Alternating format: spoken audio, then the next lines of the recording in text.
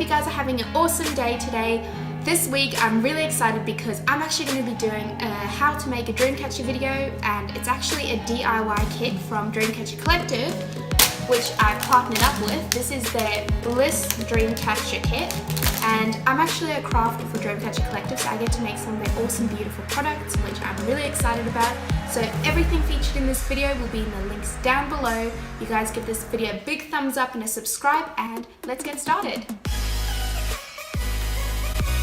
So first up, I'm just taking everything out of the Dreamcatcher kit so I can organise what I'm going to do. I'm going to find the thickest yarn and tie a knot around the hoop. Just after the knot, I'm just going to cut it short and then wrap the yarn in on itself all the way around the hoop so it forms a nice soft white look. This step is pretty simple. As you can see, all I'm doing is just wrapping the yarn all the way around just to cover all the metal bits. You can do it as thick or thin as you would like, just to create a full white hoop.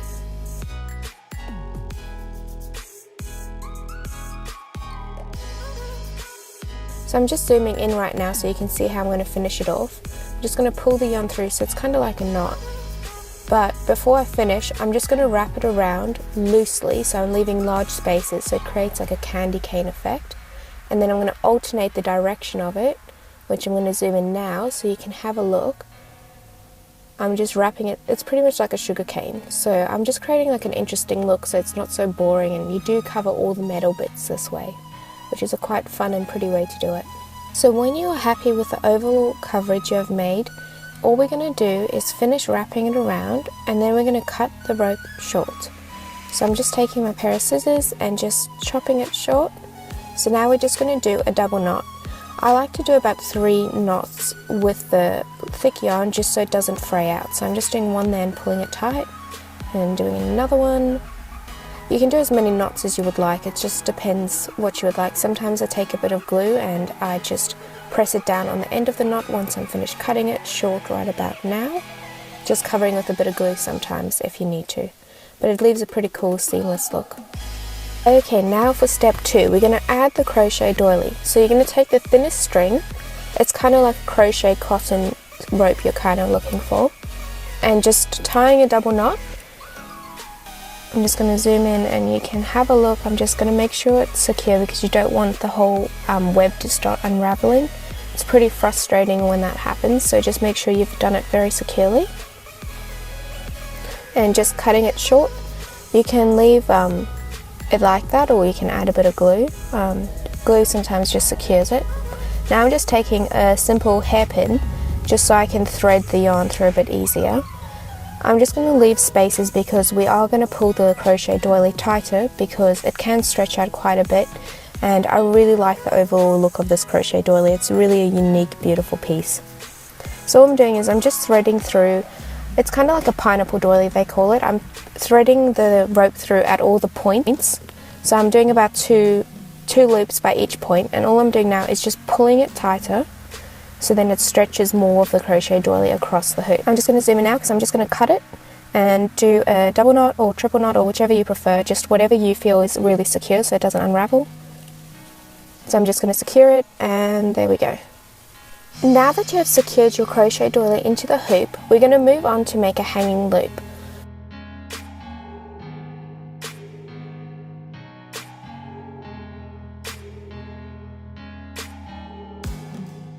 What you're going to do is make a loop and tie a knot at the top. Just cut it short so it looks tidy. Then we're going to simply take the loop, push it through the hoop, and then pull it in on itself so it can hang. Now we're going to move on to the tassels, so let's jump into the studio.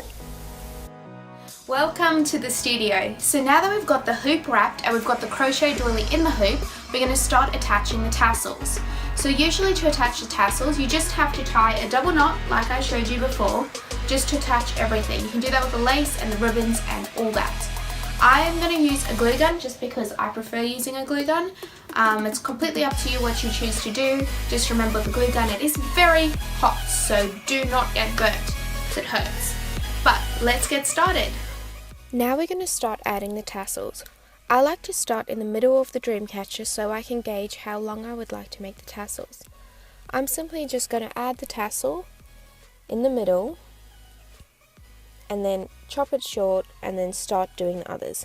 I'm going to aim to make a very V shape, if that makes sense to you guys, just so it's got a nice angle, cascading angle when it's coming down, so it actually complements the hoop at the top.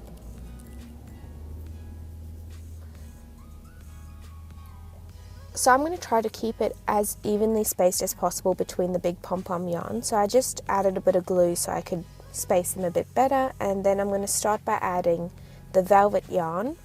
So I'm just cutting them into 2 equal strips just so I can attach them to either side of the pom-pom yarns, and I'm going to repeat this step for all the other pom-pom yarns as well.